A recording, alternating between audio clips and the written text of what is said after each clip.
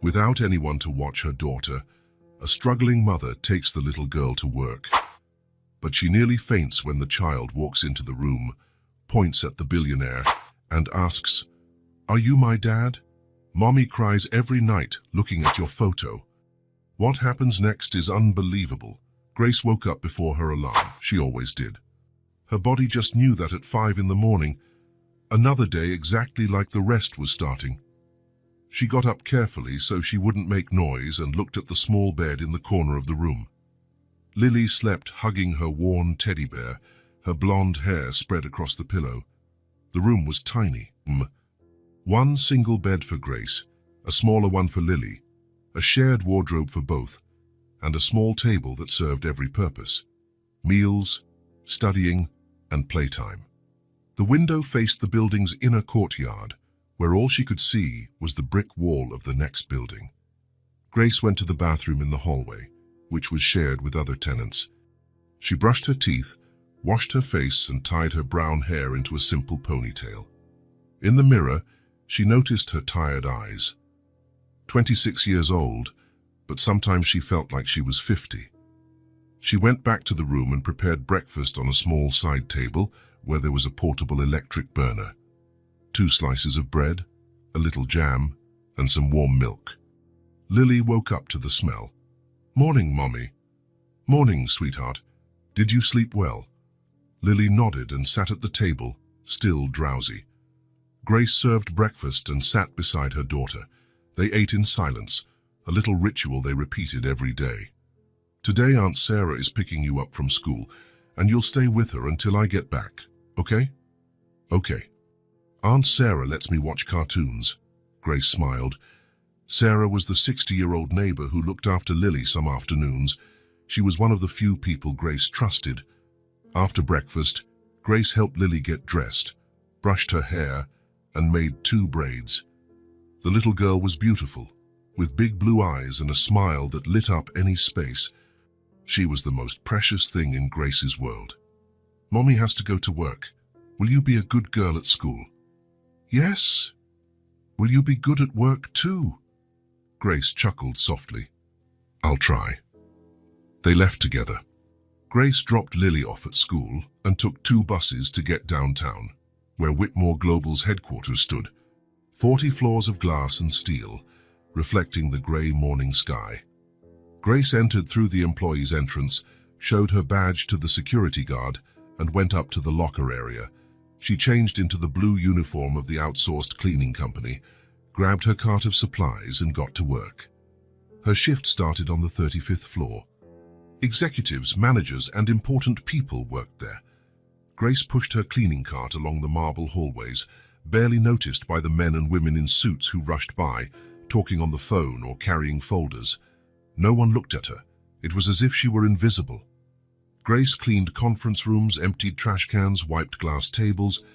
She heard conversations about numbers, projects, money, things that felt like they belonged to another world, a world where she didn't exist.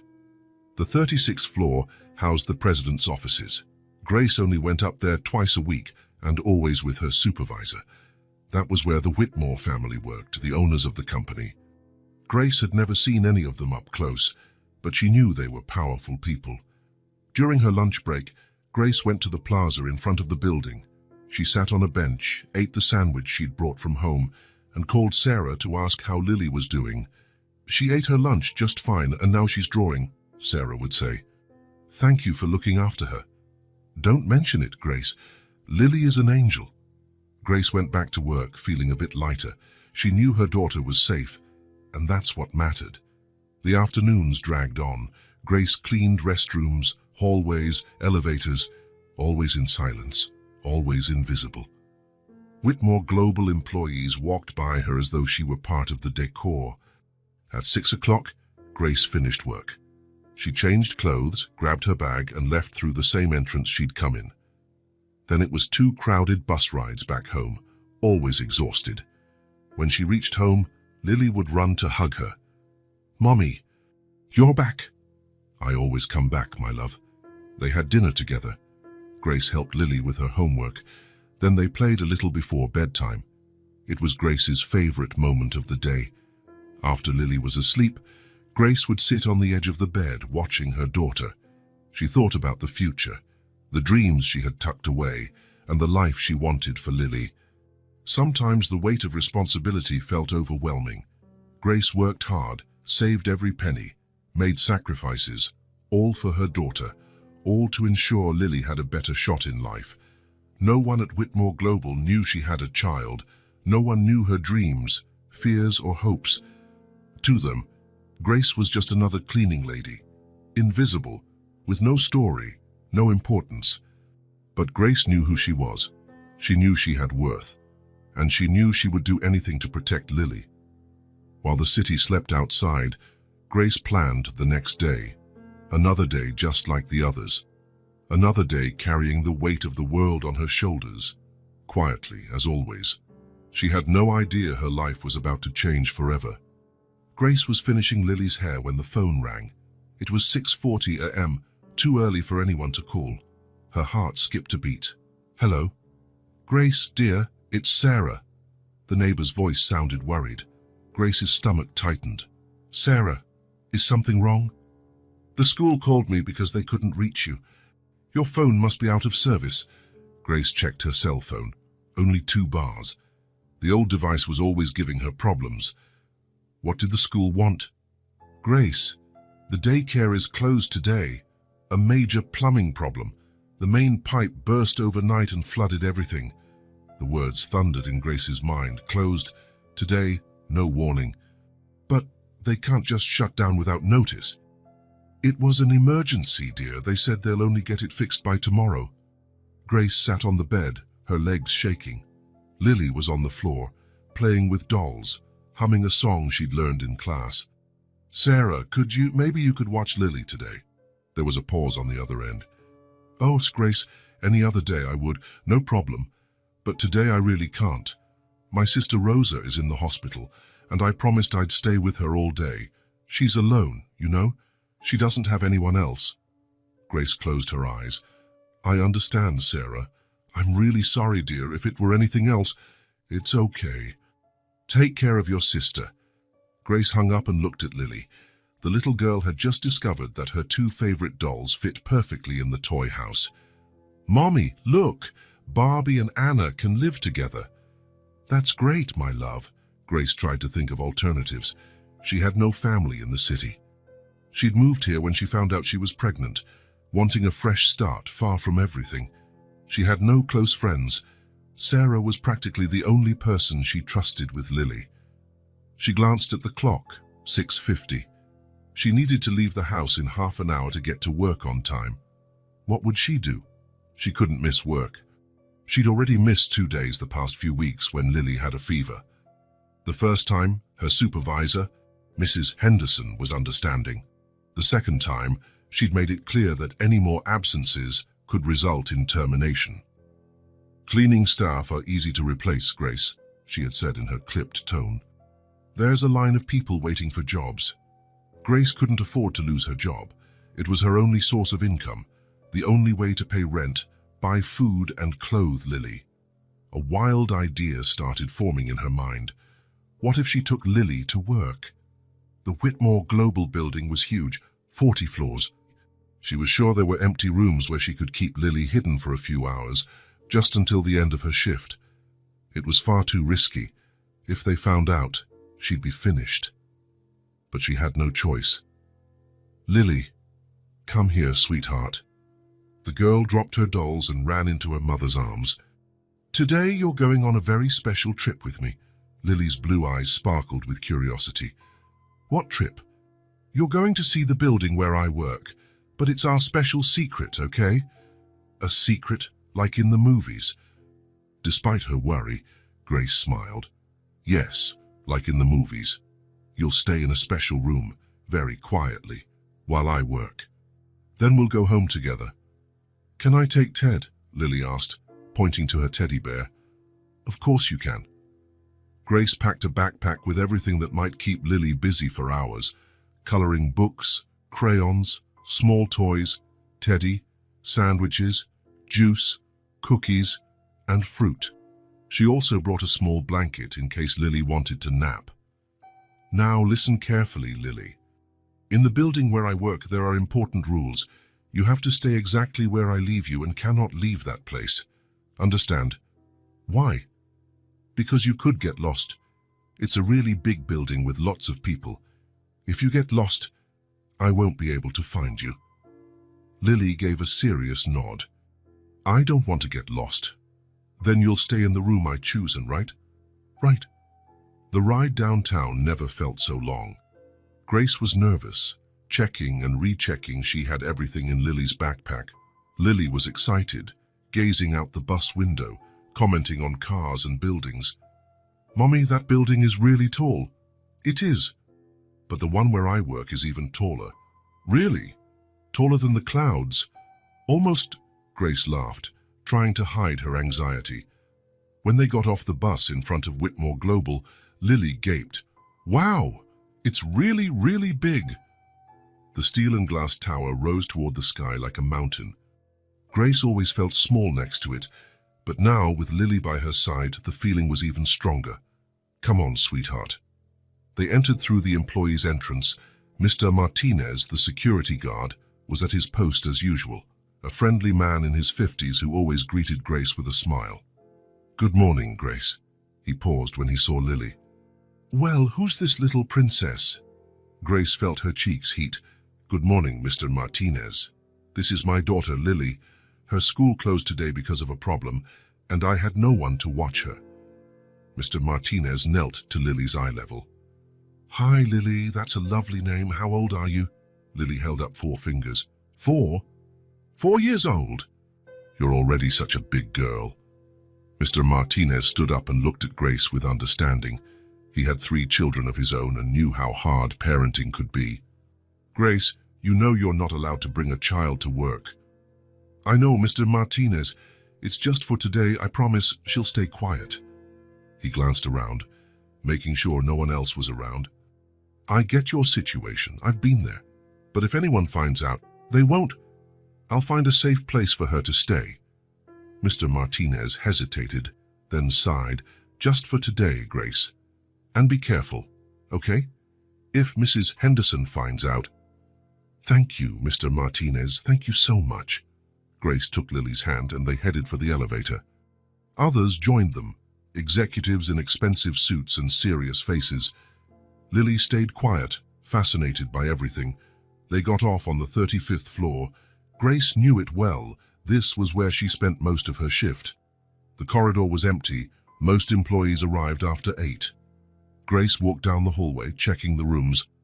She needed a discreet spot where no one would bother Lily. At the end of the corridor was a small meeting room rarely used. Grace had the key because she was responsible for cleaning that floor.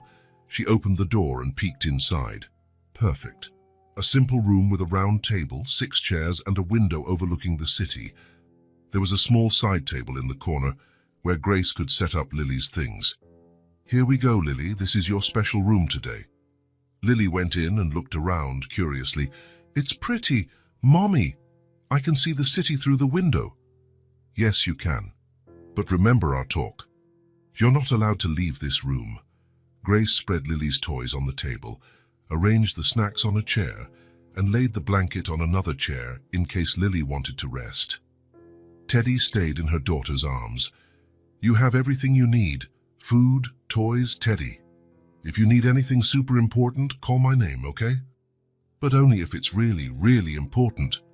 Okay, Mummy. I'm gonna color and play with Teddy. Grace kissed Lily's forehead. You're such a good girl. I'll come back soon to check on you. She left the room and closed the door carefully. She took a deep breath, hoping this crazy plan would work. Work began as usual. Grace grabbed her cleaning cart and started her routine. She cleaned the first few offices, emptied trash cans, wiped down furniture. But every 15 minutes, she made an excuse to pass by Lily's room. On her first check, Lily was sitting at the table, coloring a picture. All good, my love? Yep. Mommy, I'm drawing our home. The second time, Lily was playing with Teddy, making up a story. Teddy's hungry, but I told him he has to wait until snack time. Grace smiled. That's good. Keep having fun. But on the third check, at 10 in the morning, the room was empty. Grace's blood ran cold.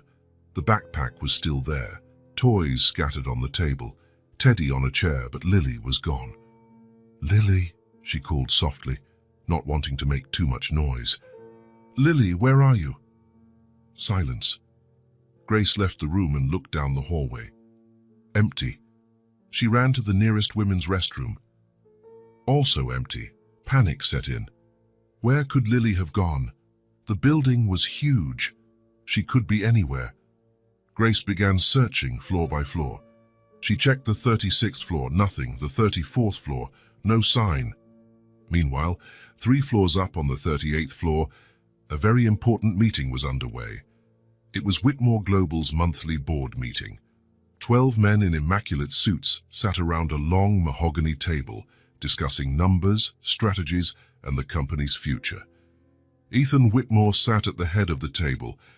At 32, he was the company's vice president and the son of its founder, Robert Whitmore. Tall, dark hair perfectly trimmed, piercing blue eyes. A Harvard graduate who spoke 3 languages and was hailed by business magazines as one of the country's most promising young executives.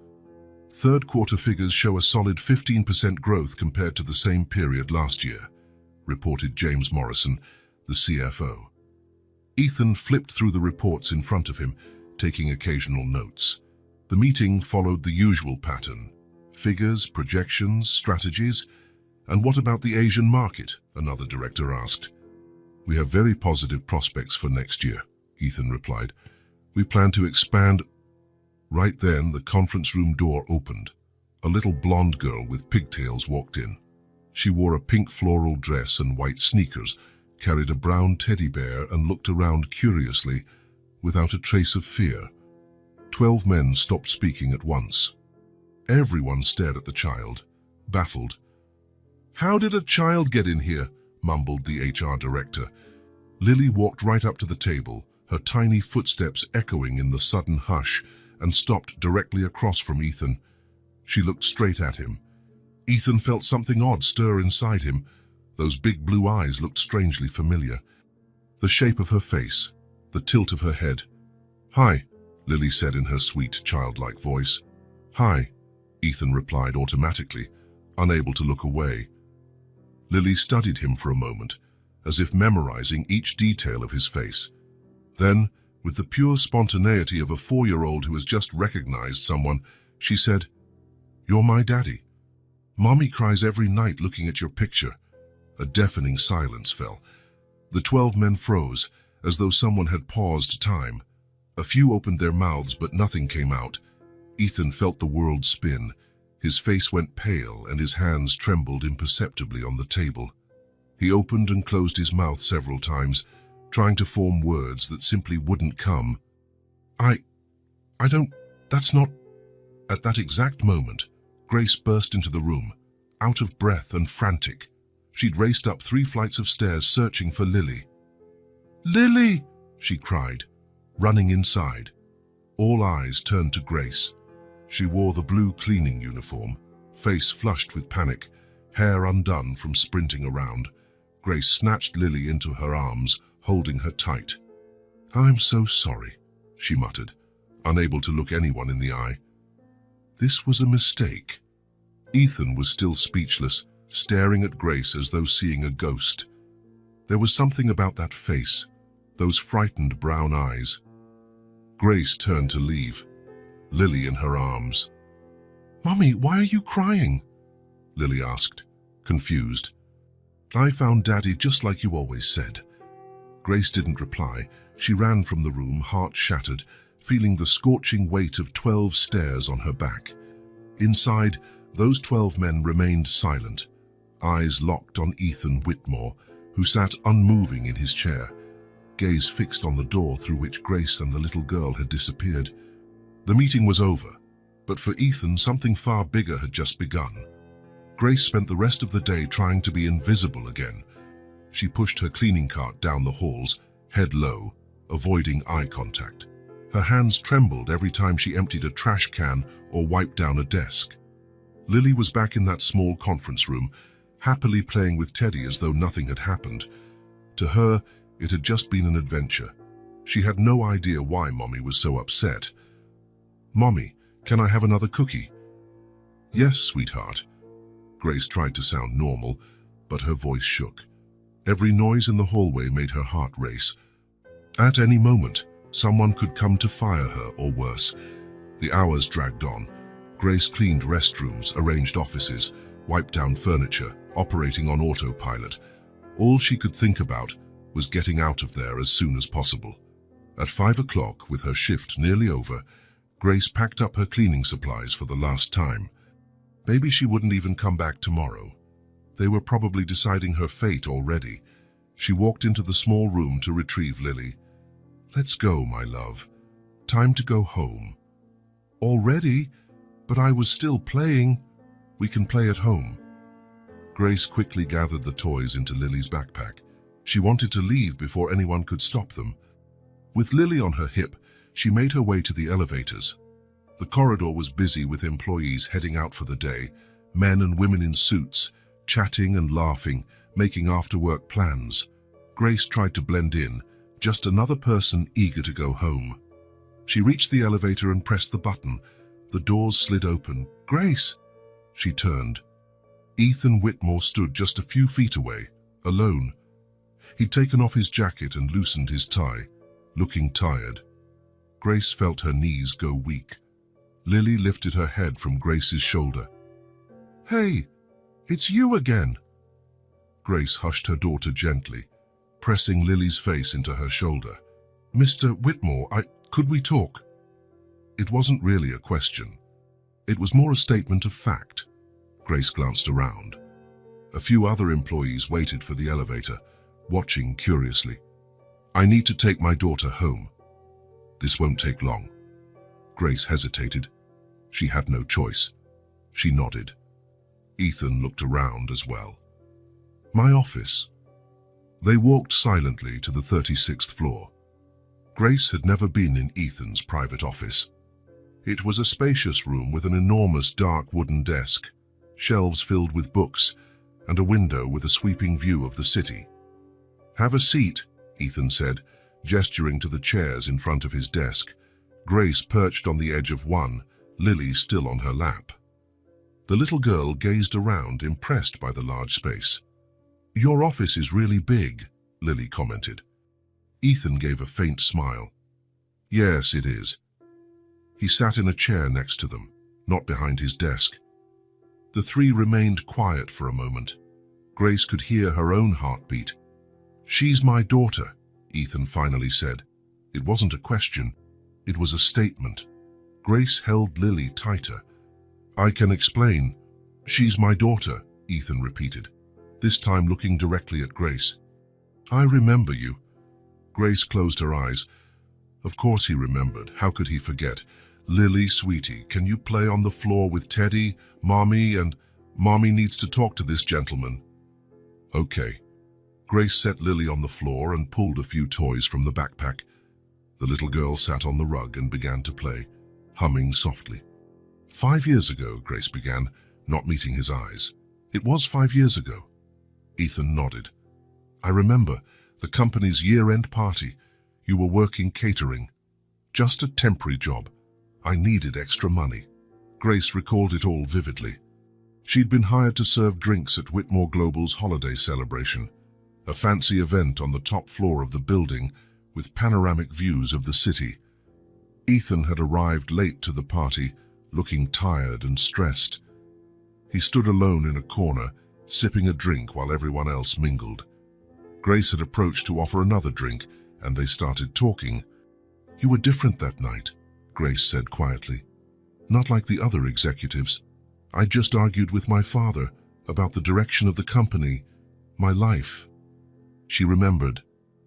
They'd talked for hours about unfulfilled dreams, family pressure, unspoken expectations. Ethan had confessed feeling trapped in a life he hadn't chosen. Grace had confided her desire for more than just temporary gigs. "We ended up at my place," Grace continued in a low voice, "a tiny apartment at the time. "I know," Ethan said gently. I remember everything. It had been a night unlike any other for both of them. Not just physical, a genuine connection formed between two lost souls. The next morning, you mentioned your wife, Grace said. Ethan closed his eyes. Vanessa. You said your marriage was arranged, that you didn't love each other, but it was important for the family's business alliance. Grace recalled the sting she'd felt. Ethan had been honest about his situation, but it hadn't made it any easier. I said I understood, Grace went on. I told you I didn't expect anything, that it was just one night. But it wasn't just one night, Ethan murmured, glancing at Lily. No, 2 weeks later, I found out I was pregnant. Grace had been shocked, 21 years old, alone, no family nearby.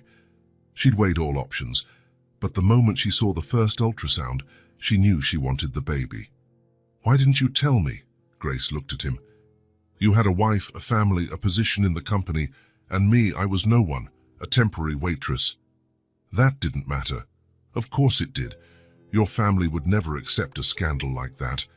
The heir to Whitmore Global has an affair with catering staff. It would have been huge news. Ethan remained silent, knowing she was right. Besides, Grace continued, I needed a job. Whitmore Global's cleaning contractor was one of the best in the city.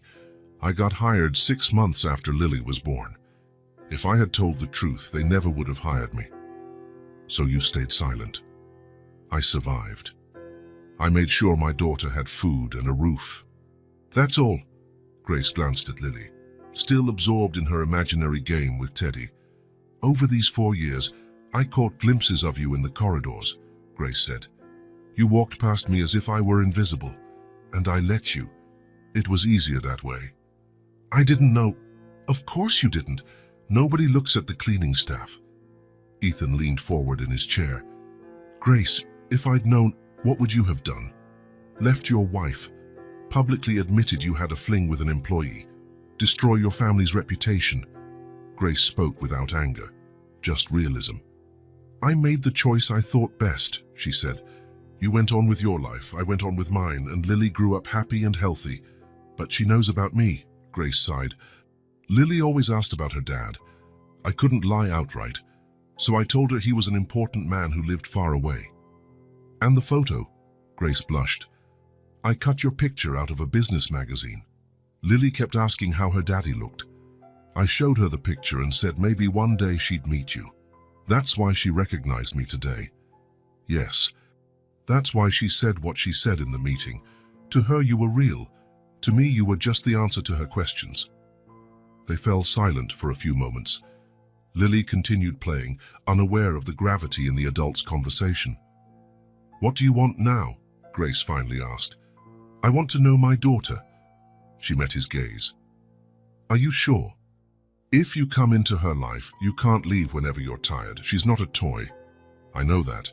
You have a wife, a well-structured life, a reputation to uphold. Those are my problems. Grace studied his face. She saw determination, but also fear. Mr. Whitmore, Ethan, he corrected. Call me Ethan. Ethan, she repeated. Lily doesn't understand complicated family issues or social pressure. She only understands love and attention. If you want to be in her life, you need to be a real father. I want to try. Grace glanced at Lily, who was making Teddy talk to an imaginary doll. I never asked you for anything, Grace said slowly. No money, no favors, no recognition. All I wanted was to raise my daughter in peace. Ethan nodded. I understand. But now you know the truth, and the choice is yours. Grace stood and called Lily. Let's go, sweetheart. Time to go home. Already? But I was telling Ted a super cool story. You can finish it at home. Grace slung the backpack over her shoulder. Ethan rose as well. Grace. She stopped at the door and turned around. Thank you for telling me the truth. She nodded and walked out, holding Lily's hand. Ethan was left alone in the office, gazing out at the city below. His life had changed in mere minutes. He had a daughter, a 4-year-old who had called him Daddy. Now he had to figure out what to do with that knowledge. Ethan was still in his office when the phone rang.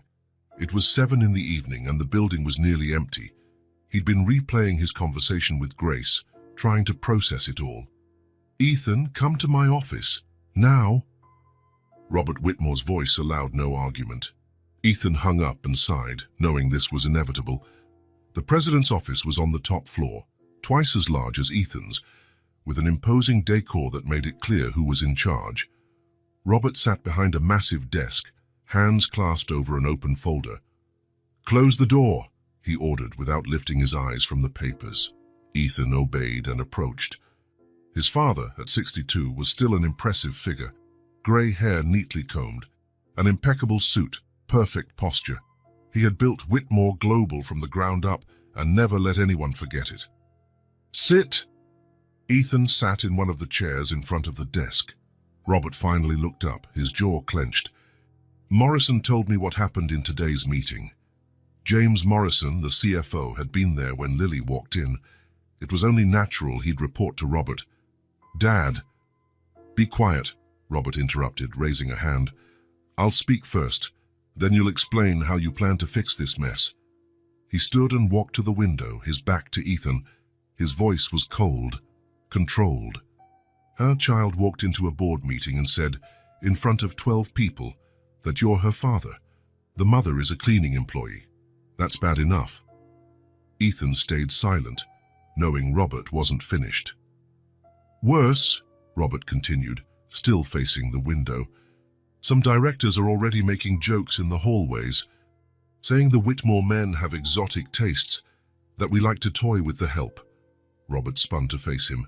"This must not leave the building, Ethan. It cannot reach the press. Do you understand how serious this is?" "I do, Dad." "Then explain how this happened." Ethan took a deep breath. "Her name is Grace. We met 5 years ago at the company's year-end party. She was with the catering team. And you slept with her?" "Yes." Robert shook his head in disappointment. "You were married, Ethan. Vanessa comes from a respected family. How could you be so reckless?" "My marriage to Vanessa was never about love, Dad. You arranged it for business reasons." "So what? You had responsibilities, a name to uphold." Ethan stood. "Grace got pregnant. She never told me. She raised the child alone for 4 years." "Raised the child alone, and now she shows up, wanting to take advantage, obviously," Robert said with contempt. "It's clear what she wants. Money, recognition, maybe a lifetime pension. It's not like that." "Of course it is. Women like that are all the same. They wait for the right moment to appear with their stories." Ethan felt anger boil in his chest. "She's been working here for 4 years, Dad. If she wanted to extort us, she would have done it long ago." "Then why now?" "Because the child appeared on her own. Grace tried to hide her, but the daycare was closed, and she had no babysitter." Robert returned to his desk and sank into his chair. "It doesn't matter how it happened. What matters is how we fix it." "Fix it?" "You'll deny everything. The child is confused, doesn't know what she's talking about. The mother is a scammer trying to blackmail us." Ethan stared at his father in shock. "I won't deny that I have a daughter." "Yes, you will, and I'll make sure this woman never shows her face around here again." "How?" Robert pulled a file from his desk. "Grace Silver, 26, employed by the cleaning contractor for 4 years. Rents a room in a boarding house in the West End with her daughter." Ethan realized his father had already done some digging into Grace, probably right after Morrison's report.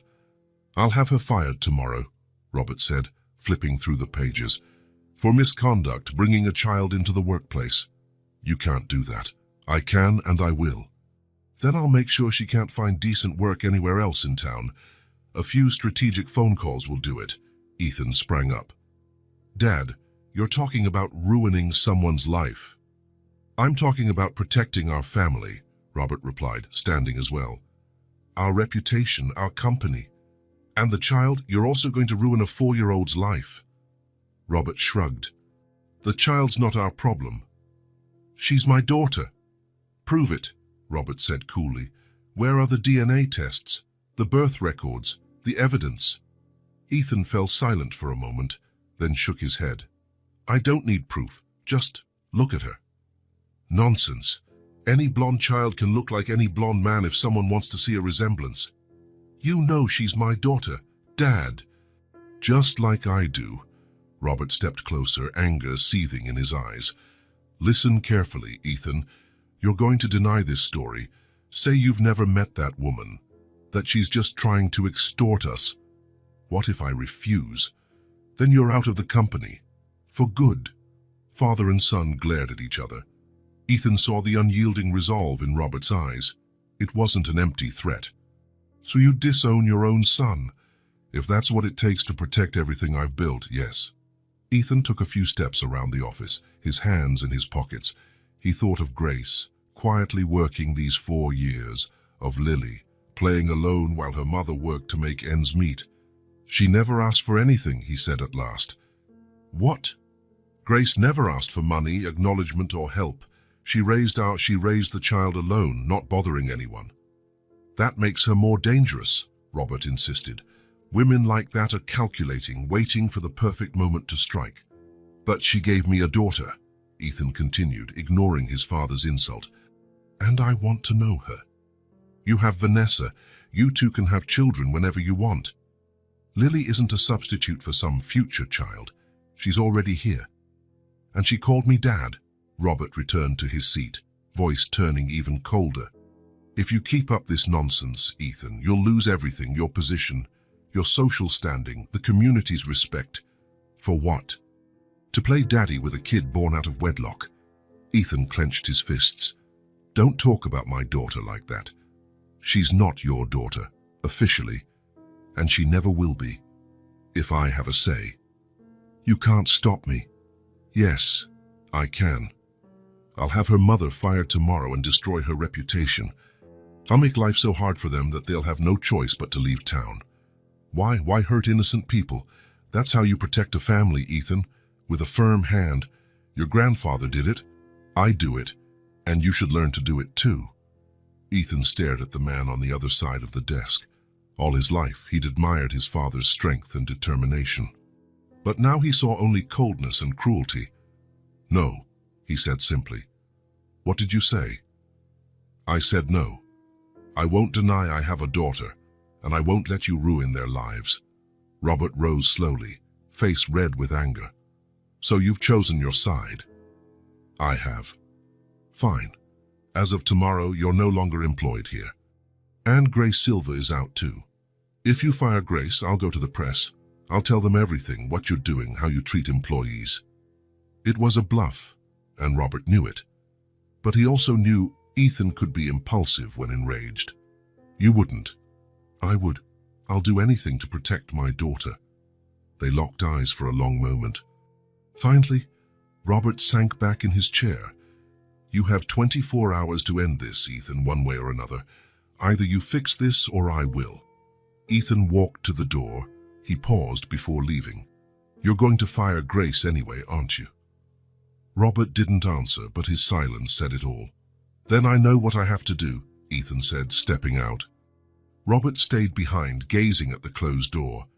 He knew his son well enough to realize he'd lost this battle, though perhaps not the war. He picked up the phone and dialed. Mrs. Henderson, this is Robert Whitmore. I need you to terminate Grace Silva tomorrow morning. Yes, for misconduct. He hung up and turned back to the window. If Ethan wanted to play hero, so be it, but not at the Whitmore family's expense. Ethan arrived home at 9. The mansion was quiet, only a few lights on downstairs.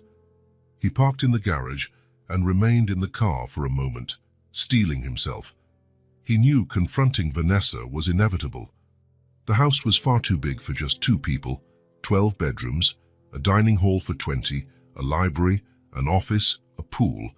Everything perfect, everything planned, everything empty, just like their marriage. Ethan entered through the kitchen door. Vanessa sat at the table drinking tea. She still wore the blue dress she'd donned for a business dinner earlier. Her blonde hair was in a tight bun, makeup flawless even after a long day. She didn't look up when he walked in. Hi, Ethan said, setting his keys on the counter. Hi. Her voice was neutral, but Ethan knew her well enough to sense the tension. He poured himself a glass of water and sat across from her. "How was dinner with the ladies from the club?" Vanessa finally met his gaze, her blue eyes cold as ice. "Interesting. Very interesting." Ethan's stomach knotted. "What do you mean?" She placed her teacup down with an audible clink in the silent kitchen. "Margaret Morrison was there, James's wife." Ethan closed his eyes. Of course. The CFO had spilled everything to his wife, and Margaret was the city's biggest gossip. "Vanessa, Margaret said a child walked into a board meeting today, a 4-year-old girl, and she said, in front of a dozen people, that you're her father." Ethan kept quiet. There was nothing to say. Margaret loved telling the story. "She said the mother is a cleaning lady, a janitor at your building." Vanessa walked to the window, her back rigid. "At first I laughed, said it was impossible, just a misunderstanding, that my husband would never do such a thing." She whirled around. "But then I saw Margaret's face. She wasn't joking, she was telling me the truth." Ethan stood. "For Vanessa, I can explain." "Explain." Her voice rose an octave. "Explain how you slept with a cleaning lady, how you publicly humiliated me." "It wasn't like that." "Then what was it? Please, enlighten me. How my husband managed to father a child by a janitor without my knowledge." Ethan took a steadying breath. "It happened 5 years ago, at the holiday party. We were going through a rough patch." "Rough patch?" Vanessa laughed bitterly. "Our marriage was always rough, Ethan. That's not an excuse for you to sleep around." "It wasn't just anyone. It was Grace. And it wasn't just sex." Vanessa looked as if he'd slapped her. "Oh, so it was love. How romantic." "The prince and the maid. Don't be sarcastic." "I'll be whatever I want," Vanessa shouted. "You cheated on me, Ethan. You humiliated me. And now you want me to be understanding." She paced the kitchen, hands trembling with rage. "You know what Margaret said? She said the entire city's buzzing about it. All the men at the club are making jokes." Ethan tried to approach, but Vanessa stepped back. 5 years, Ethan. You've known for 5 years that you have a daughter, and you never told me. I didn't know. Grace never told me she was pregnant. And you believe that? That she could hide a pregnancy for 5 years? Ethan hesitated. "Yes, I do." "Why?" "Because she's some saint. Because she's not like other women who chase rich men. Because she's worked in the same building for 4 years and never asked me for anything. If she wanted money, she could have demanded it ages ago." Vanessa stopped pacing and faced him. "You're defending her." "I am." "You're defending a cleaning lady against your own wife.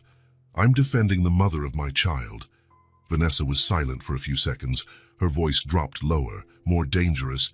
"You've ruined everything, Ethan. Our marriage, our reputation, our standing. All for a janitor." Ethan met her eyes. "Our marriage was always a facade, Vanessa. You know that. We never truly loved each other. That doesn't matter. We had an arrangement, a contract, a partnership. But with her..." Ethan paused, searching for the right words. "With Grace, a life was created. A child. And that child called me Dad." Vanessa looked at him like she no longer recognized him. "So you chose her." "I chose my daughter." "Same thing." Vanessa stormed out of the kitchen without another word. Ethan heard her footsteps on the stairs, then a door slamming upstairs. He stayed alone in the kitchen, staring at the teacup Vanessa had left behind. It was still warm. Over the next hour, Ethan heard movements upstairs, hurried footsteps, drawers opening and closing. Vanessa was packing. Around 11, she descended with 2 large suitcases. She'd changed into jeans and a simple top, her hair down, no makeup. She looked younger, more vulnerable. Ethan waited in the living room. "I'm staying at my sister's place," Vanessa said from the doorway. "For now." "Vanessa." "No," she raised her hand. "I don't want apologies or excuses. You made your choice. I've made mine." She grabbed her car keys from the hall table. My lawyer will contact you tomorrow about the divorce." Ethan stood. "Are you sure?" She looked at him one last time, her eyes dry, her voice cold and determined. "Absolutely. You humiliated me publicly. I won't ever forgive that." "Vanessa, you chose a different life, one with a child I don't even know. You chose a woman who isn't from our world." She opened the door and walked out, suitcases in tow. Ethan followed her to the entry. "I hope it's worth it," Vanessa said, stowing her luggage in the trunk. "I hope this new family of yours makes up for all you've lost." "Vanessa," she climbed into her car and lowered the window. "Goodbye, Ethan." The car disappeared into the night, taking 5 years of marriage with it. 5 years of social events, formal dinners, empty conversations, forced smiles. Ethan stood in the doorway, staring at the empty street. Behind him, the mansion felt bigger and quieter than ever. He thought of Grace and Lily, sleeping in that small boarding room. He thought of their simple life, their honest love. Vanessa was right about one thing: he had made his choice. Now he had to face the consequences. For the first time in years, Ethan wasn't sorry about a decision he'd made. He went straight to his home office and turned on his computer, beginning to type up a resignation letter. If his father wanted war, then war it would be. But first, he had to find Grace. He had to make sure she and Lily were okay. The night would be long, but for the first time, Ethan knew exactly what needed to be done. Ethan spent the rest of the night in his home office, searching the company's files. As vice president, he had access to the records of all outsourced staff. It didn't take long to find Grace Silver. Address: Rosewood Boarding House, Maple Street, Unit 247, Room 12. It was in a part of town he didn't know well. Places like that weren't part of his world of mansions and exclusive clubs. By 7 the next morning, Ethan was in his car, navigating the narrow streets of that humble neighborhood. He passed small shops, simple houses, children on their way to school, a world so different from his. The Rosewood boarding house was a 3-story building painted a faded yellow. The facade needed repair but looked tidy enough. Ethan parked and studied the place for a moment. A sign read, "Rooms by the week or month, shared bathrooms, communal kitchen." Ethan had never stepped foot in such a place.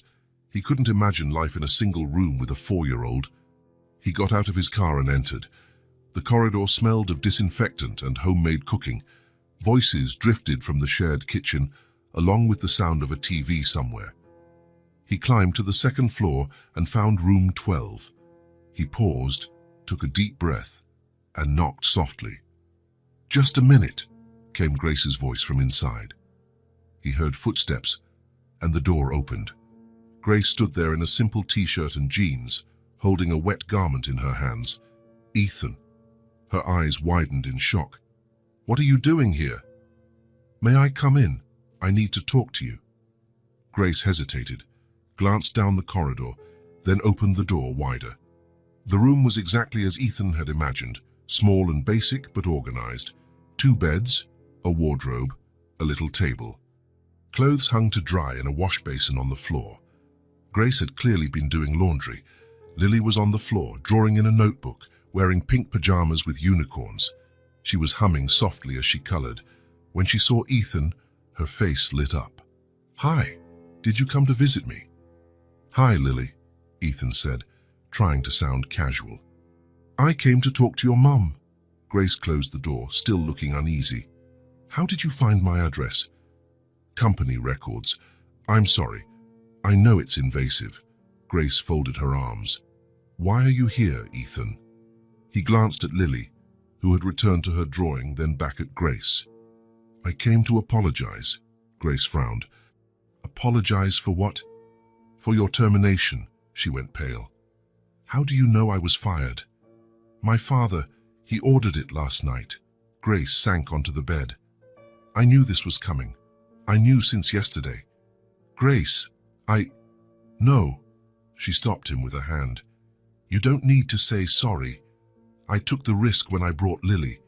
It's my fault." Ethan stepped closer. "It's not your fault, it's mine. For my silence, my absence. Grace looked confused. I should have been around for you both. I should have known I had a child. I should have helped. Ethan, we talked about this yesterday. You didn't know. But now I do, and I won't let my father's decisions hurt you anymore. Ethan pulled an envelope from inside his jacket. It was thick and white. What's this? Grace asked. The compensation you deserve for 4 years of service, your severance, everything you're owed. Grace stared at the envelope. I don't want your charity. It's not charity. It's restitution. It's what's right.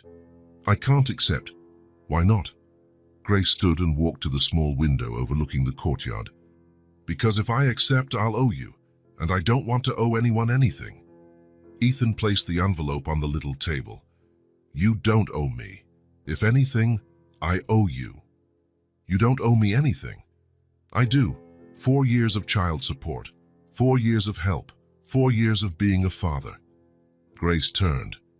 Ethan, Lily grew up without a dad because of circumstances, and also because I was ignorant. If I'd been more attentive, I might have found out sooner. Lily stopped coloring and looked at them. Mommy, why are you talking so serious? Grace forced a smile. It's nothing, sweetheart. Go on drawing. Ethan's gaze fell on Lily, scribbling away. She'd drawn a house with 3 figures outside, 2 big, 1 small. Without overthinking, Ethan sat on the floor beside her. The girl watched him curiously. Can I play with you, Lily?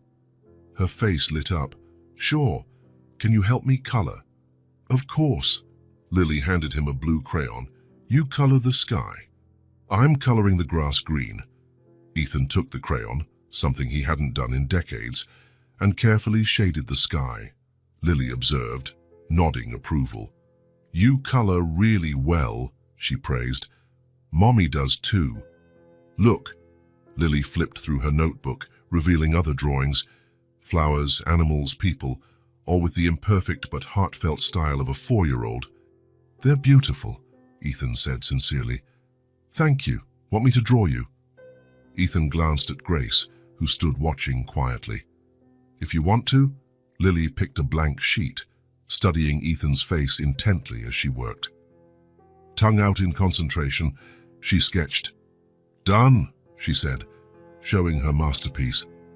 A tall man with dark hair and a big smile. Nothing like Ethan physically, but something special shone in that childlike drawing. It's perfect, Ethan said. You can keep it, Lily offered. Really? I can. Sure, so you won't forget me. A lump rose in Ethan's throat. I could never forget you, Lily. Why? He glanced at Grace, who nodded gently. Because you're very special to me. Lily smiled, returning to her crayons. Ethan stayed seated on the floor, helping her color. For the first time in years, he felt like he was exactly where he was meant to be. Grace quietly observed. She saw how Ethan listened attentively to Lily's stories, answered her questions patiently, and smiled whenever she laughed. After about an hour, Lily started yawning. I think somebody's getting sleepy, Grace said. I'm not sleepy, Lily insisted, but her eyes were heavy. How about a nap? Ethan suggested. Then I can come back later to play more. You promise? Ethan looked at Grace, who nodded. I promise. Grace helped Lily into her small bed. The girl hugged Teddy and closed her eyes, asleep in minutes. Ethan and Grace stepped outside to the building's tiny back porch. There were a few old chairs and a small communal space. Thank you, Grace said. For what? For being kind to her. For not running away when she asked you to play. Ethan smiled faintly. She's amazing, Grace. How did you raise such a sweet girl on your own? You do what you have to when you love someone. They sat quietly, listening to neighborhood sounds, kids playing, a radio from somewhere, life carrying on around them. So what happens now? Grace asked. Now I want to be part of her life if you'll let me. Grace eyed him. Are you sure? Parenting is no joke, Ethan. It's a real commitment. I know and I'm ready. She nodded slowly. Then we need to talk about how this will work. Rules, Boundaries. What's best for Lily? Deal. Ethan held up the drawing Lily had done of him. As simple as it was, it felt like the most precious gift he'd ever received. For the first time in his life, he realized he'd found what he hadn't known he was missing. 3 days after that first meeting, Ethan returned to the boarding house. He brought a box of colorful building blocks for Lily. Nothing too fancy, just bright pieces he thought she'd enjoy. "You got a present for me," Lily exclaimed, eyes shining when she saw the box. "I did. I thought we could play together." Grace watched from the small table where she was prepping lunch. Ethan sat on the floor and opened the box. Lily dropped to her knees beside him, eager to see what was inside. "This is cool. Can I build a house?" "You can build anything you want." Lily began stacking the blocks, creating a tower more than a house. Ethan didn't correct her or suggest improvements. He just passed the pieces as she asked for them. "Done. Does it look pretty?" "It's beautiful," Ethan said honestly. And it was, maybe not in its shape, but in Lily's proud smile. That was just the first of many visits. Ethan started showing up at the boarding house 3 or 4 times a week, always in the late afternoon. No set schedule, no formal plan, he simply came. On his second visit, he brought storybooks. Lily curled up in his lap while he read about princesses, dragons, and far-off lands. She constantly interrupted to ask questions or comment. "Why doesn't the princess fight the dragon herself?" "Maybe she wants help," Ethan suggested. "I'd fight it alone." "I'm brave." "You really are." On the third visit, Lily asked him to invent a story. Ethan hesitated. He'd never done that, but he began speaking about a brave girl with a magical teddy bear who went on grand adventures. "Is the teddy like my Ted?" Lily asked, clutching her plush. "Exactly like Ted." "And is the girl like me?" "Very much," Ethan smiled. Soon, Ethan's stories became part of their routine. Lily eagerly awaited each new chapter in the saga of the brave girl and her magical teddy. He discovered he had more imagination than he'd thought, Grace observed quietly. She noticed Ethan wasn't trying to wow Lily with expensive gifts or big promises. He was simply present, listening, caring, genuinely interested in her world. "Do you want to see my drawing?" Lily would ask as soon as he arrived. "Of course I do." And Ethan truly looked, asking questions about her color choices or the characters she invented. Lily blossomed under his attention. On his 5th visit it happened. They were playing with Lily's dolls, Ethan doing silly voices for the male characters, while Lily cared for the mom dolls. "Daddy, can you make Ken's voice deeper?"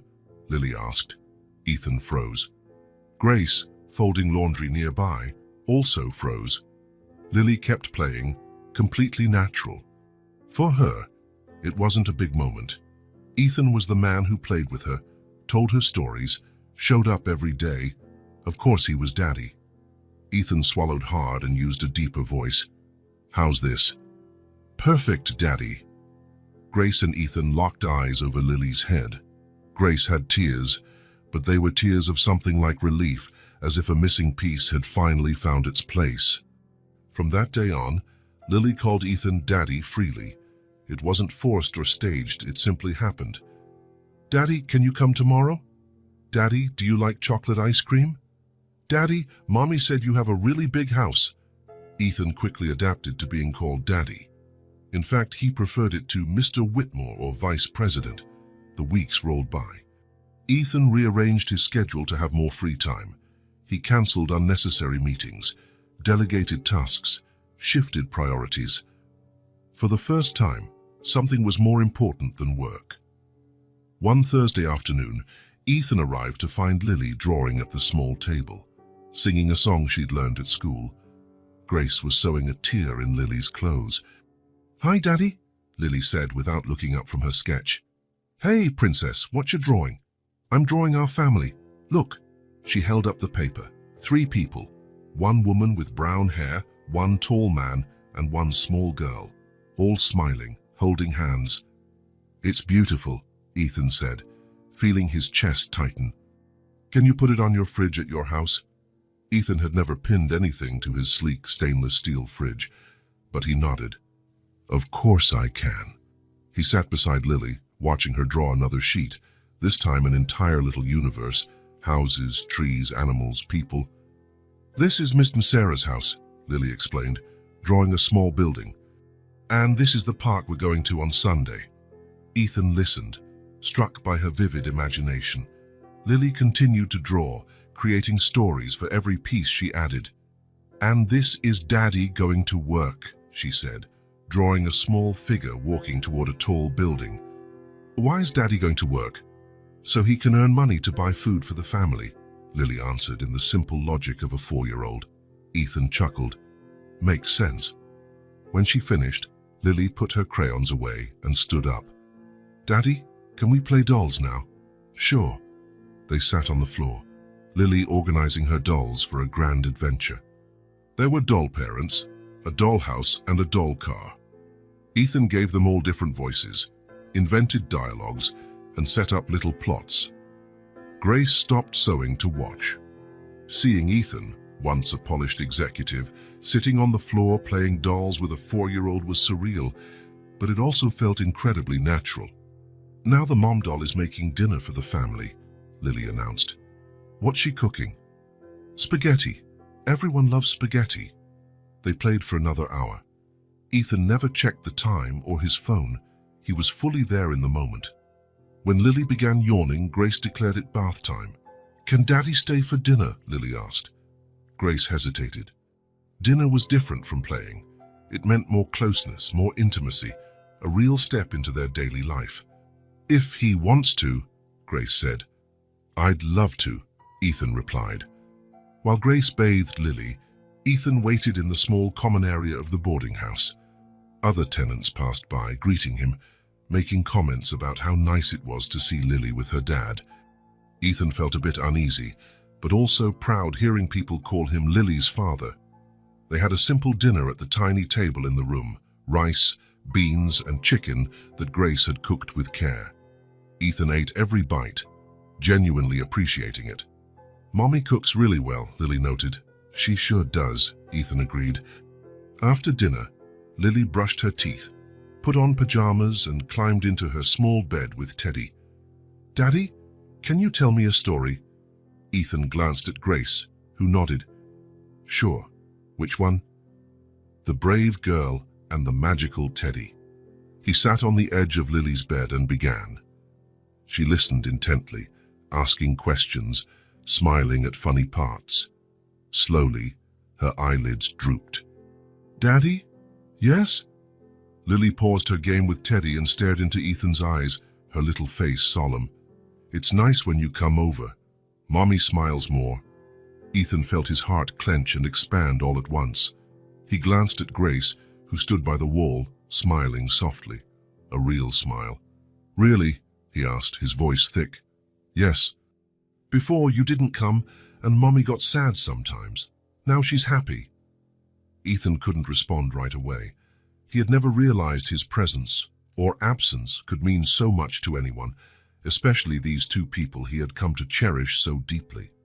I'm happy when I come here too, he finally managed. Why? Because you two are special to me. Lily smiled and hugged Teddy closer. Daddy, are you coming tomorrow? If you want me to. I do. Then I will. Lily closed her eyes, content. Within minutes, she was sound asleep. Ethan and Grace stepped out of the room quietly and returned to the little terrace with the old chairs. Thank you, Grace repeated. For what? For being here, for not giving up when things got tough. Grace, and did you think I would just abandon my daughter? I didn't know. A lot of men would. I'm not most men. Grace smiled. No, you're not. They sat quietly for a while, listening to the nighttime sounds of the neighborhood. She's wonderful, Ethan said at last. How did you do it on your own? Grace glanced at the window where Lily slept. You do what you must in when you love someone. But it couldn't have been easy. It wasn't. There were nights I didn't know how I'd pay rent next month. Times Lily got sick and I had to wait hours at the free clinic because I couldn't afford private care. She paused, remembering. I often felt lost, unsure if I was doing the right thing. You did an incredible job. I did what I could, but now she has a father. That changes everything. For the better, I hope. Yes, Grace said softly. For the better. In the days that followed, their new routine continued. Ethan arrived in the late afternoon, played with Lily, shared dinner, told bedtime stories. There was no more awkwardness. He was simply part of their daily lives now. On a Friday, Ethan walked in to find Lily sprawled on the floor with her dolls. She had built an entire little world. Houses made of books, roads made of tape, toy cars scattered everywhere.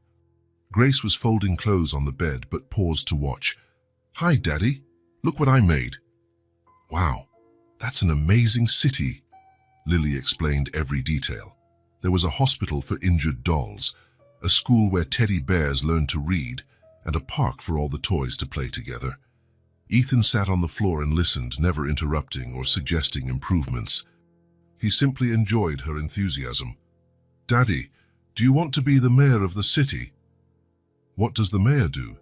Takes care of everyone and solves problems. Then I'll do it. Grace smiled as she watched Ethan learn something many adults never do, how to simply be present, to follow a child's lead, to value the moment without controlling it. Lily hummed a little song from school while she played, her sweet voice filling the tiny space. Ethan listened as if it were the most beautiful melody he'd ever heard. After the song, Lily told a story with her dolls about a happy family in a magical city. And the daddy of the family always came home at the end of the day, Lily narrated, moving a male doll toward a bookhouse. And the mommy was happy, and the little girl was happy, and they all ate dinner together. Grace and Ethan exchanged a look. Lily was basically describing her own life, the life she was finally getting. The bond between the three of them grew daily. No one forced it. It was just honesty, care, and time spent together. Ethan discovered something he'd never realized he was missing. Grace found someone to share parenting. More than that, someone who loved her child as much as she did. And Lily. Lily finally had a daddy, someone who came over every day, who played with her, told her stories, and made her feel special. Someone who completed the family she'd drawn over and over again. 3 weeks went by since Ethan began visiting Lily regularly. 3 weeks of playtime, stories, and simple dinners in that cramped room. 3 weeks in which he learned what being a father truly meant. Robert Whitmore watched it all from a distance. He got reports from building security about Ethan leaving early, saw his distraction in meetings. One Monday morning, Robert summoned Ethan to his office. It was early, 7:30 a.m., and the building was nearly empty. "Close the door," Robert said, without looking up from his papers. Ethan did so and approached his father's massive desk. Robert looked as polished as ever, navy suit, silk tie, impeccably combed hair. But something in his posture hinted at tension. "Sit." Ethan sat. He knew this office well. He'd spent his childhood here, learning about business from Robert. He used to dream of one day sitting behind this very desk. Now, for the first time, the office felt foreign. "We need to settle this once and for all," Robert said finally, raising his eyes. "What do you mean?" "Don't pretend you don't know, Ethan. You've been visiting that woman and her child every day." Ethan wasn't surprised. He knew his father had ways of finding things out. "Grace has a name, Dad, and so does Lily. All I see are problems that need solving." Robert stood, walking to the window. The city sprawled below. Towers, roads, thousands of people starting another workday. "You know how long it took me to build all this?" he asked, and gesturing outside. 30 years. 32. I started with nothing.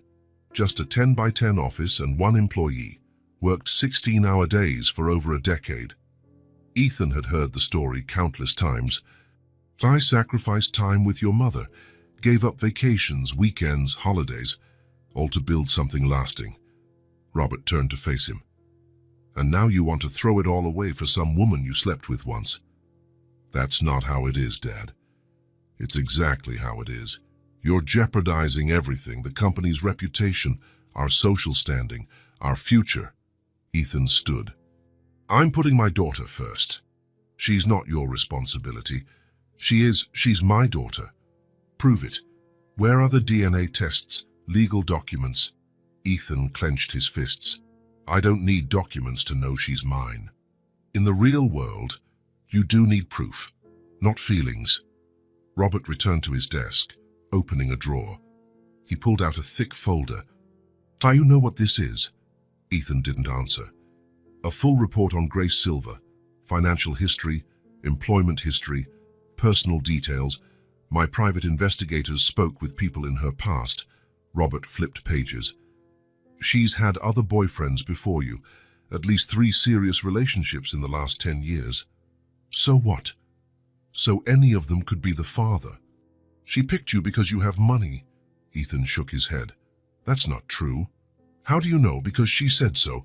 Because the kid has blue eyes. Half the population does. Ethan. Robert slammed the folder shut. You're being played, and you're putting our entire family at risk over it. Dad, you don't know Grace or Lily. If you did, I don't want to know them. I want you to end this madness before it's too late. They glared at each other. Robert's expression was cold and calculating, while Ethan felt anger and sorrow entwined. What do you want me to do? Never see that woman or the child again. Focus on what really matters. This company, your future, your real family. They are my real family. Your real family is this enterprise, the jobs we provide, the clients we serve, the people who depend on us. Robert leaned forward.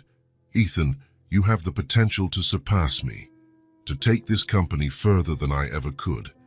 But not if you waste your time on distractions. Lily isn't a distraction, she's my daughter. If you keep this up, you're out, forever. The ultimatum hung in the air. Ethan knew Robert didn't bluff. Forever, forever. No way back, no second chances. Ethan walked to the window, staring at the city below. He thought of all the mornings he'd spent here planning the company's future. He thought of the dreams he had to grow the business. Then he pictured Lily coloring in that tiny room, her excited face when he arrived, the way she called him Daddy, with absolute trust. I should have chosen her a long time ago, he murmured, still looking out. What? Ethan turned to face his father.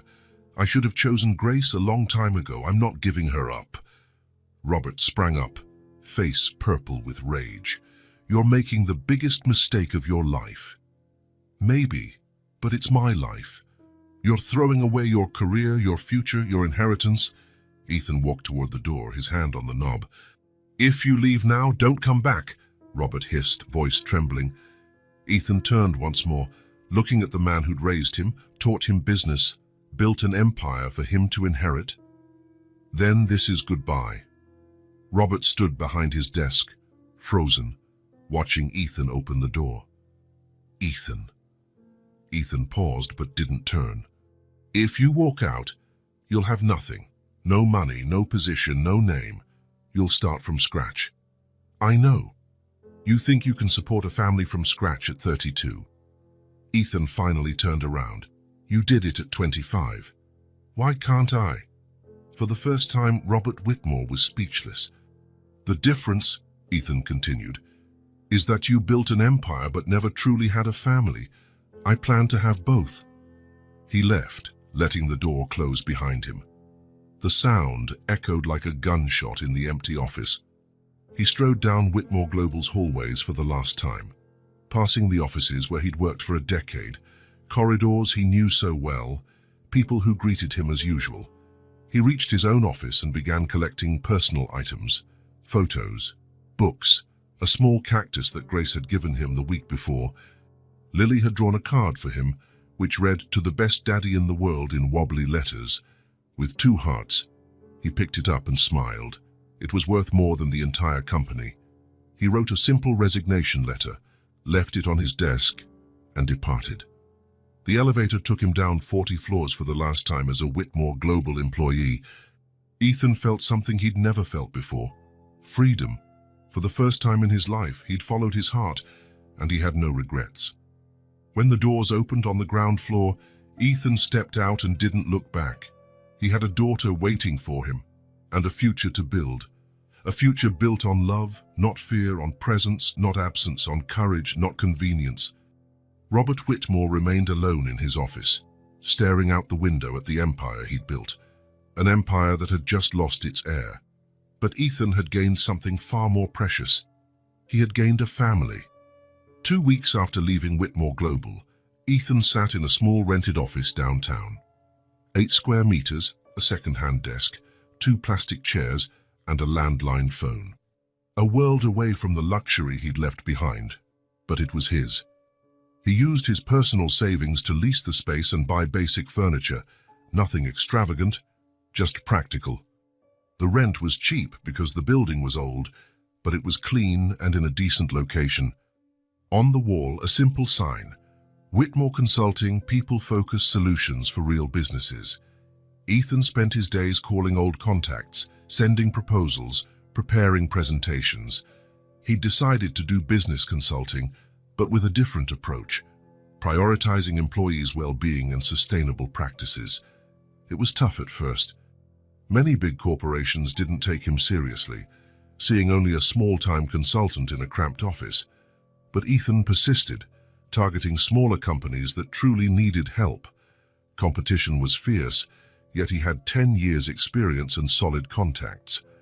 Slowly, he began to land some projects: a bakery hoping to expand, a store needing better finances, a startup seeking organizational guidance. The first 3 months were the hardest of Ethan's professional life. He worked 12-hour days, doing everything himself, from answering phones to writing complex reports. His hands cramped from so much typing when his old computer malfunctioned, but for the first time, he felt he was building something that mattered. Every client wasn't just a number. They were families who could make a better living, employees who could have better conditions. He still visited Grace and Lily every afternoon. It was the highlight of his day, the reason he worked so hard. Lily always greeted him with a huge smile and fresh drawings. "Daddy, look, I drew you in your new office." Ethan studied the picture, a man at a tiny desk, piles of paper around him, but wearing a big smile. "It's perfect, Princess." "You look happy in the picture," Grace observed. "I am happy," Ethan said, "for the first time in a long time." 3 months in, business was picking up, and Ethan realized he needed help. The firm was growing faster than expected, and he couldn't do everything alone.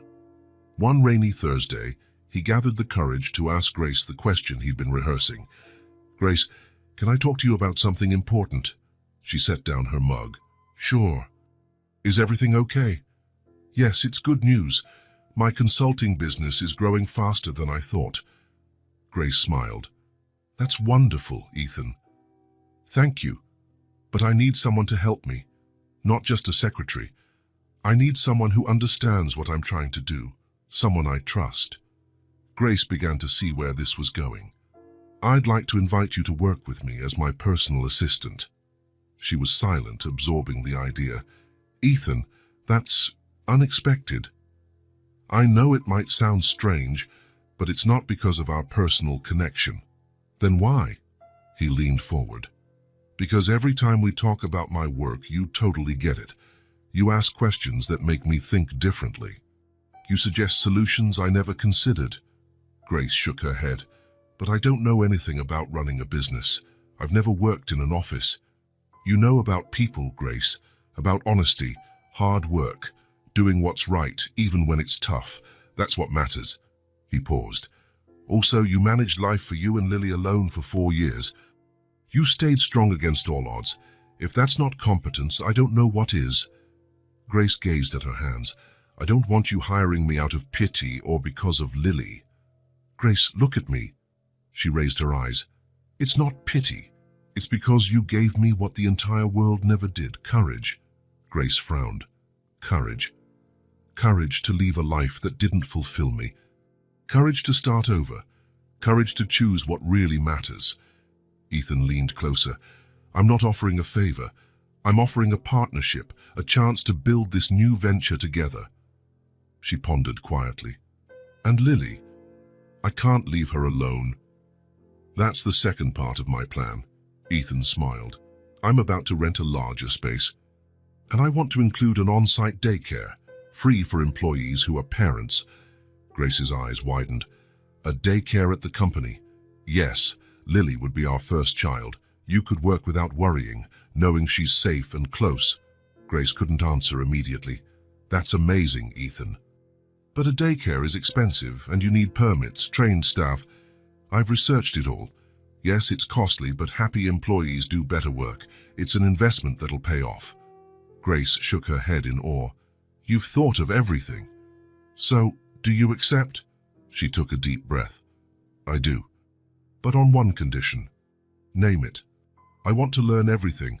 Administration, finances, HR. I don't want to be just a secretary. I want to be a true partner. Ethan held out his hand. Deal. Grace shook his hand. Deal. 3 months later, Whitmore Consulting moved into a much larger space, 2 floors of a commercial building. The first floor housed meeting rooms and offices, the second floor the daycare. Grace took on the daycare project entirely, researching licenses, interviewing teachers, selecting furniture and supplies. Ethan was amazed by her dedication. Are you sure you've never worked in an office before? He joked when she presented a detailed budget. Positive. I guess I have a knack for this. Indeed, she was indispensable. She greeted clients confidently, scheduled Ethan's busy calendar, and set up processes that kept the place running smoothly. Most impressive was her eagerness to learn. She arrived early to study reports, took online courses at night, read business books during lunch, always asking sharp questions. On the daycare's grand opening, Lily was the first child through the door. Wow, is this all just for me? She marveled, eyes wide at the colorful room. For now, Ethan said. Soon other kids will come play with you. Lily explored every corner, a dollhouse, a reading nook with bright cushions, tables for coloring, a toy kitchen. Daddy, this is the best place ever. Ethan grinned. You like it. I love it. Can I play here every day? Every day while Mommy works. Lily ran over and hugged his legs. You're the best daddy in the world. Grace watched, tears in her eyes. She could hardly believe how much life had changed, but Ethan still had one more change he wanted to make. A week later, he entered Grace's office carrying a folder of documents. Grace, I need your help with something. Sure, what is it? He set the folder on her desk. I want to make Lily officially mine. Grace opened the folder, finding legal forms and notary paperwork. Ethan, she already calls me Dad. She's part of my life. I want it legal. I want her name on paper, the way she's in my heart. Grace thumbed through the pages, overcome by emotion. Are you sure? This changes everything legally. I'm positive. Lily is my daughter. She always has been, ever since she walked into that meeting saying I was her dad. Grace nodded, eyes shining. Then we'll do it together. The legal process took a few weeks, but by late August, Lily Silver was officially registered as Lily Silver Whitmore. When the papers arrived, Ethan showed them to Lily. Look, Lily, now on paper you're my daughter too. She took the document, studying the words she couldn't read yet. What does that mean? It means everyone knows you're my daughter, that we're a real family. Lily smiled and hugged the paper. I always knew we were a family. The following months were filled with steady growth. The consulting firm thrived, hiring 3 more employees, a senior consultant, an administrative assistant, and another daycare teacher. Grace was blossoming. She joined client meetings, contributed strategic ideas, and even started a night course in business administration. You should have gone to college a long time ago, Ethan teased. I'm too old for that, she joked. You're 28, Grace. That's not old. It's never too late. Do you think I can graduate? I think you can do anything you set your mind to. On a Friday afternoon, 6 months after moving into the bigger office, Grace and Ethan stood in the small office kitchen, sipping coffee. Lily was upstairs in daycare, her laughter drifting down the hall. "Are you happy?" Ethan asked suddenly. Grace smiled. "Very." "You?" "I've never been this happy in my life." They stood in comfortable silence, listening to the office bustle around them. "Grace," Ethan said quietly. "Yes." "I never stopped thinking about you." Grace paused mid-sip. "What?" "Ever since that night, 6 years ago, you never left my mind." She set her mug down. "Ethan, I tried to forget, married Vanessa, buried myself in work, told myself it was just one night, but it wasn't. Not for me." Grace felt her heart pounding. "I never truly let it go either," she admitted. "But I was scared. Of your world, of being judged.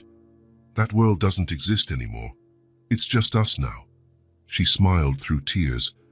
"Then let's build a new one that fits you, me, and Lily." Ethan rose from his chair and walked closer.